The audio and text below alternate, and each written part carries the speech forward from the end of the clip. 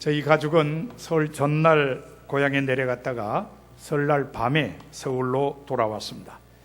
연휴가 길어서인지 아니면 제가 사용하는 내비게이션이 똑똑해서 그런지 모르겠습니다만은 어쨌든 길 막혀 고생하는 일 없이 잘 다녀왔습니다. 늘 그렇습니다만은 설날 고향에서 만나는 친척이나 친구나 이웃 사람과는 덕담을 주고받습니다. 세배를 하든지 하지 않든지 덕담은 자유롭게 나눕니다. 여러분은 어떤 덕담을 주고받으셨습니까? 아마 제일 많이 나눈 덕담은 복 많이 받으세요 일 것입니다. 그 외에도 건강하세요, 사업 번창하세요, 직장생활 잘해라, 공부 잘해라 같은 덕담을 나누었으리라 여겨집니다. 덕담은 잘 되기를 비는 말입니다. 따라서 개인에게나 공동체에 긍정적인 효과가 있습니다. 희망과 기대를 갖게 해주기 때문입니다. 하지만 덕담에 담긴 내용이 현실로 나타나기 위해서는 하나님의 은혜가 임해야 합니다. 인간이 마음대로 할 수 있는 것들이 아니기 때문입니다. 그래서 시편 127편을 쓴 시인은 이렇게 고백했습니다.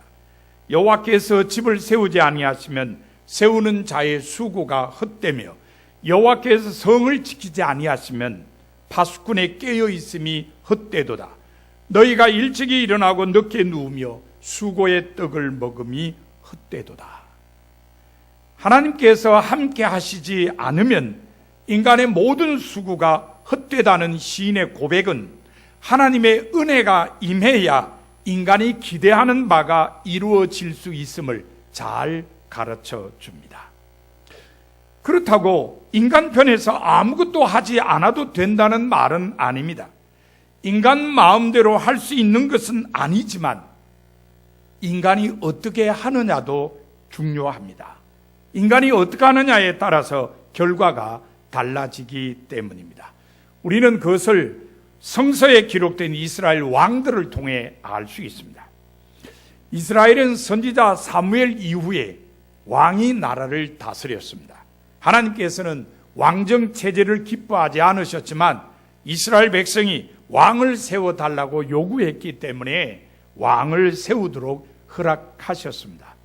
훗날 나라가 망한 뒤에 바벨론으로 끌려가서 포로 생활을 한 이스라엘 백성은 뒤늦게 왕정 제도가 나라를 망하게 한 원인임을 깨달았습니다. 많은 왕이 하나님을 배반하고 잘못된 통치를 했다는 것을 알았기 때문입니다. 그러나 모든 이스라엘의 왕에 문제가 있었던 것은 아닙니다. 몇몇 왕은 후대의 모든 사람에게 좋은 본을 보이기도 했습니다. 히스기야도 그런 왕입니다. 오늘 본문은 히스기야 왕이 통치할 때의 나라 형편을 잘 알려줍니다. 먼저 27절에 있는 부와 영광이 지극한지라는 구절이 눈에 띕니다. 히스기야 왕이 부귀와 영화를 누렸다는 설명입니다. 이어지는 말씀은 태평성대를 노래합니다.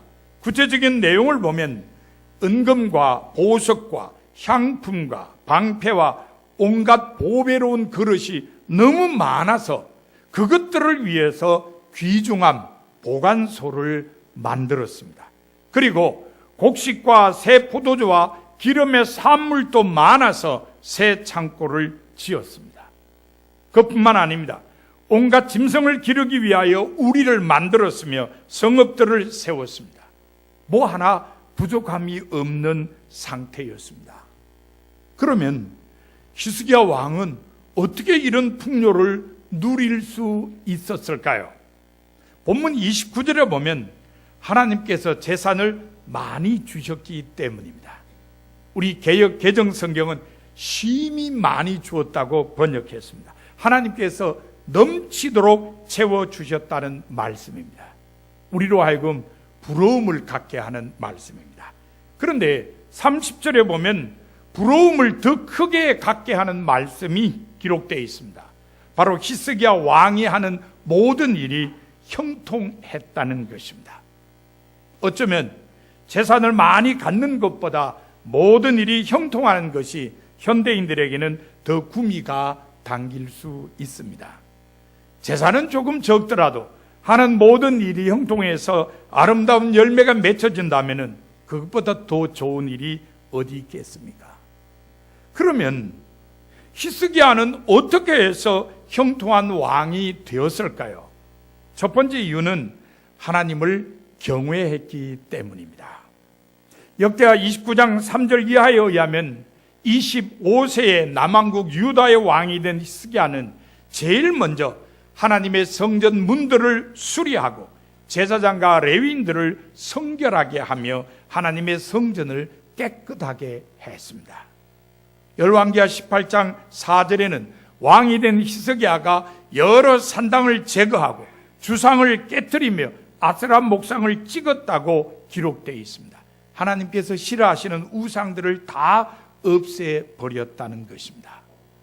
이런 말씀은 히스기야는 왕의 자리에 오를 때부터 하나님을 경외했다는 것을 알려줍니다.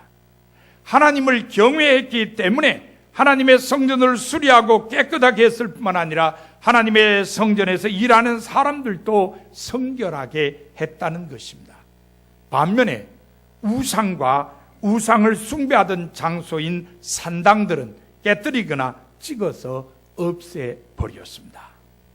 바로 이것 때문에 하나님께서는 히스기야에게 큰 은혜를 베푸셨고 히스기야는 형통한 왕이 되었습니다. 하나님을 경외함으로써 형통한 사람의 예는 출애굽기 1장에서도 찾아볼 수 있습니다. 바로 히브리 산파들입니다. 그 내용은 이렇습니다. 이스라엘 자손이 애굽에서 노예 생활을 할 때에 애굽 왕이 늘어나는 이스라엘 자손의 수를 억제하기 위해서 히브리 산파들을 불러서 명령했습니다. 앞으로 히브리 여인을 위하여 해산을 도울 때에 그 자리를 살펴서 아들이거든 그를 죽이고 딸이거든 살려두라. 이 명령으로 인해 히브리 산파들은 하나님 경외에 대한 시험을 받게 되었습니다. 애굽 왕의 명령을 따라 남자 아기를 모두 죽이고 왕이 주는 보상을 받아 정말 즐기며 살 것인지, 아니면 생명 존중이라는 하나님의 뜻에 따라 왕의 명령을 거역하고 희생당할 것인지 결정해야만 했습니다. 히브리 산파들은 하나님을 경외하는 마음으로 애굽 왕의 명령을 어기고 남자 아기를 모두 살렸습니다. 애굽 왕이 산파들을 불러서 너희가 어찌 이같이 하여 남자 아기를 살렸노냐고 호통쳤을 때에 산파들은 이렇게 대답했습니다. 히브리 여인은 애굽 여인과 같이 아니하고 건장하여 산파가 그들에게 이르기 전에 해산하였더이다. 이것은 생명을 잃게 할지도 모를 거짓말입니다. 그러나 이 거짓말로 인해 산파들은 어려움을 겪지 않아도 되었습니다. 왜냐하면 하나님께서 산파들에게 은혜를 베푸셨기 때문입니다. 산파들은 이 일로 인해 하나님을 경외하는 사람으로 인정받고 형통하게 되었습니다.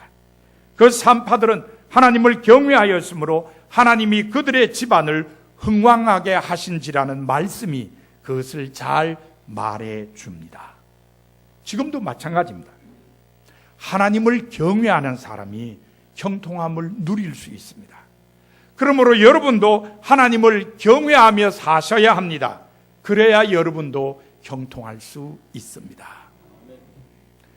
히스기야가 형통한 왕이 된 두 번째 이유는 하나님께 영광을 돌리며 살았기 때문입니다.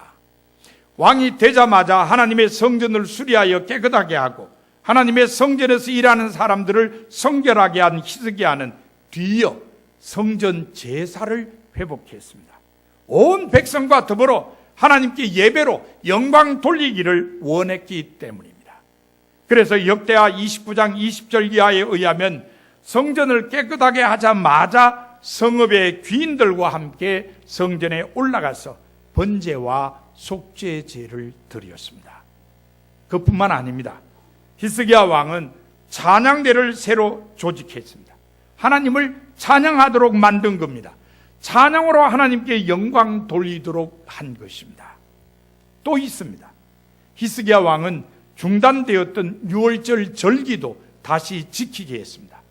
출애굽의 역사를 회고하며 감사로 하나님께 영광을 돌리도록 한 것입니다. 여기서 그치지 않았습니다. 히스기야 왕은 생활과 일로도 하나님께 영광을 돌렸습니다.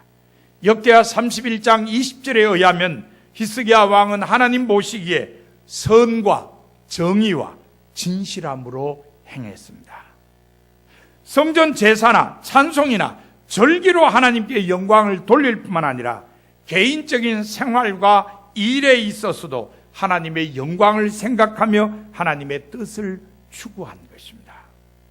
이처럼 히스기야 왕은 하나님께 영광을 돌리며 살았습니다. 그것 때문에 하나님께서는 히스기야에게 큰 은혜를 베푸셨고 히스기야는 형통한 왕이 되었습니다. 성서에 의하면 하나님께서는 하나님의 영광을 드러내는 사람들을 크게 쓰신 반면에 하나님의 영광을 가로채는 사람들은 징계하셨습니다.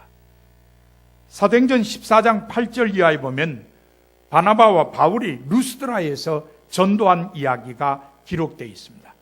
그곳에서는 발을 쓰지 못하는 지체 장애인 한 사람이 하나님의 능력으로 낫는 역사가 일어났습니다. 그러자 사람들이 바나바와 바울을 사람의 모습으로 나타난 신으로 생각하고 두 사람에게 제사를 드리려고 했습니다. 그때 바나바와 바울은 자기들의 옷을 찢고 자기들은 다만 사람일 뿐이라고 외치며 자기들에게 제사하지 못하도록 말렸습니다. 그리고 오직 살아계신 하나님께만 영광을 돌리도록 했습니다. 하나님께서는 영광을 하나님께만 돌리도록 한 두 사도와 함께 하셔서 두 사도가 가는 곳마다 큰 역사가 일어나 형통하도록 하셨습니다. 이와는 달리 사도행전 12장 23절에 보면 하나님께 돌려야 할 영광을 자기가 가로채다가 징계를 받은 사람도 있습니다. 바로 헤롯 아그리파 1세입니다. 사도행전의 설명에 의하면 헤롯이 왕복을 입고 단상에 앉아 백성들에게 연설을 했는데 연설을 들은 백성이 크게 소리 지르기를 이것은 신의 소리요 사람의 소리가 아니라고 했으며 그 소리를 들은 헤롯이 하나님께 영광을 돌리지 아니하므로 주의 사자가 쳐서 벌레에게 먹혀 죽었습니다. 유대 역사가인 요세푸스가 쓴 유대 고대사 제19권 제9장에 보면 이 이야기가 자세하게 기록되어 있습니다. 이런 내용입니다. 헤롯 아그리파 1세가 유대를 통치한 지 3년쯤 되던 해에 주정에 있는 항구 도시 가이사라로 갔습니다. 마침 로마 황제의 안전을 비는 축제가 가까웠다는 말을 들은 헤롯은 황제를 위하여 쇼를 열기로 했습니다. 그래서 여러 곳에서 귀족과 유력 인사들이 가이사랴로 모여들었습니다. 쇼가 열린 지 이틀째 되는 날 헤롯은 은으로 만든 왕복을 입고 이른 아침 노천 극장으로 나갔습니다. 마침 떠오르는 아침 햇살이 그의 옷에 달린 은혜빛이자 어찌나 휘황찬란한지 쳐다보는 사람이 공포감을 느낄 정도였습니다. 그래서인가요? 군중들은 이 같은 함성을 질렀습니다. 신이여 우리에게 자비를 베푸소서. 우리가 지금까지는 왕을 한 인간으로 존경해 왔으나 이제부터는 왕을 인간과는 다른 존재로 인정하겠나이다. 무슨 말입니까? 사도행전 저자가 설명한 것처럼 신으로 떠받들겠다고 말을 한 것입니다. 상당히 불경스러운 아첨입니다. 그러나 헤롯은 이런 불경스러운 아첨을 듣고도 군중들을 꾸짖거나 만류하지 않고 그냥 내버려 두었습니다. 그때 갑자기 헤롯의 배에 통증이 생기기 시작했습니다. 시간이 지날수록 통증은 더 심해져서 헤롯은 왕궁으로 옮겨졌습니다. 결국 헤롯은 5일간 심한 고통을 겪고 세상을 떠났습니다. 속병으로 죽은 겁니다. 사도행전 저자는 그 속병으로 죽은 것을 헤롯의 뱃속에 벌레가 있어서 벌레가 먹어 죽었다고 표현을 했습니다. 바나바와 바울 두 사도와 헤롯은 똑같이 신으로 추앙받았습니다. 그러나 두 사도와 헤롯의 반응은 전혀 달랐습니다.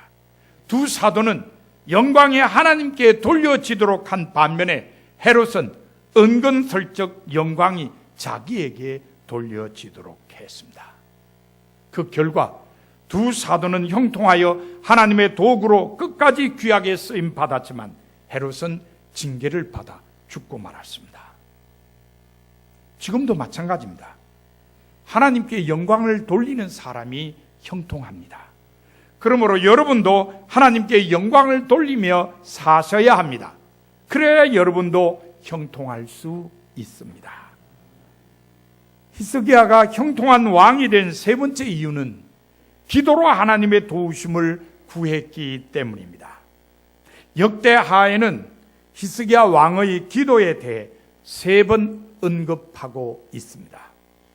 첫 번째 언급은 30장 17절 이하에 기록된 6월절 절기 때의 기도입니다. 이스라엘 백성이 예루살렘의 성전에 모여 6월절 절기를 지킬 때에 일부 사람들이 규례를 어기고 자기를 깨끗하게 하지 않은 채 부정한 채로 6월절 양을 먹었습니다. 이 사실을 사람들이 알고 근심하게 되었습니다. 그러자 히스기야 왕이 하나님께 용서를 구하는 기도를 드렸습니다. 하나님께서는 히스기야 왕의 기도를 들으시고 백성들의 아픈 마음을 고쳐 주셨습니다. 히스기야 왕의 기도에 대한 두 번째 언급은 32장 20절과 21절에 기록된 아수르 왕 사네립이 침략했을 때의 기도입니다. 주전 722년에 북왕국 이스라엘을 멸망시킨 아수르 군대는 남왕국 유다까지 점령하기 위해 예루살렘으로 쳐들어왔습니다. 예루살렘 성을 포위한 아수르 군대는 큰 소리로 하나님을 모욕하고 히스기야 왕을 비방했습니다. 그리고 편지를 써보내어 항복을 강요했습니다. 그러자 히스기야 왕은 선지자 이사야와 더불어 하나님께 기도했습니다. 하나님께서는 기도를 들으시고 아수르 군대의 큰 용사와 지휘관을 다 죽이셨습니다. 아수르 왕은 망신만 당하고 자기 나라로 돌아갔습니다. 히스기야 왕의 기도에 대한 세 번째 언급은 32장 24절에 기록된 병이 들어 죽게 되었을 때 기도입니다. 이 기도에 대해서는 열왕기하 20장에 자세히 기록되어 있습니다. 이런 내용입니다. 히스기야 왕이 병이 들었습니다. 금방 낫지를 않고 병이 점점 중해졌습니다. 거의 죽게 되었습니다. 그런데 그때 선지자 이사야가 찾아와서 이렇게 말했습니다. 여호와의 말씀이 너는 집을 정리하라. 네가 죽고 살지 못하리라 하셨나이다. 너 죽는다. 그 말입니다. 그러자 히스기야 왕은 이 말을 듣고 얼굴을 벽 쪽으로 돌리고 통곡하며 기도했습니다. 하나님께서 기도를 들으셨습니다. 그리고 히스기야 왕의 생명을 15년 연장시켜 주셨습니다. 이처럼 히스기야 왕은 백성을 위해서, 나라를 위해서, 그리고 자기를 위해서 하나님께 기도했습니다. 이 기도로 인해 하나님께서는 히스기야에게 큰 은혜를 베푸셨고 히스기야는 형통한 왕이 되었습니다. 기도의 가장 귀한 본을 보이신 분은 예수님이십니다. 예수님은 모든 믿는 사람들에게 기도하라고 가르치셨습니다. 그래서 우리는 예수님의 가르침대로 기도합니다. 정말 기도가 중요하다는 것을 예수님은 많이 강조하셨습니다.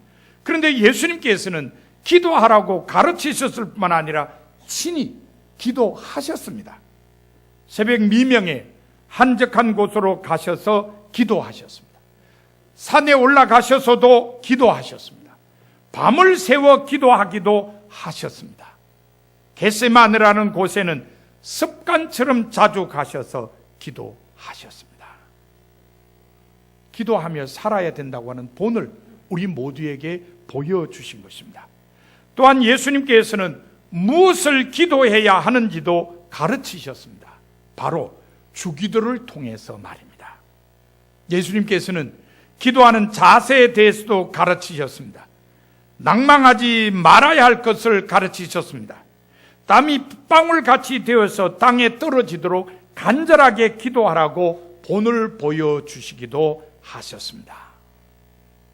예수님께서 이렇게 기도를 가르치시고 친히 기도의 본을 보이신 것은 기도하는 사람이 하나님의 도우심을 받고 형통할 수 있기 때문입니다. 지금도 마찬가지입니다. 기도하는 사람이 형통하게 됩니다. 그러므로 여러분도 기도하며 사셔야 합니다. 어떤 문제가 여러분에게 다가오든지 하나님께 기도하며 하나님의 도우심을 구하셔야 합니다. 그래야 여러분도 형통할 수 있습니다. 이처럼 히스기야는 하나님을 경외하고 하나님께 영광을 돌리며 하나님께 기도했기 때문에 형통한 왕이 되었습니다. 사랑하는 성도 여러분, 여러분도 형통하기를 원하십니까? 히스기야 왕을 본받으십시오. 그러면 여러분도 형통하게 되십니다. 여러분 모두 하나님을 경외하고 하나님께 영광 돌리며 하나님께 기도함으로써 형통하는 삶을 사시기 바랍니다. 이제 말씀을 마음에 새기고 결단하는 침묵 기도를 2, 3분간 드리도록 하겠습니다.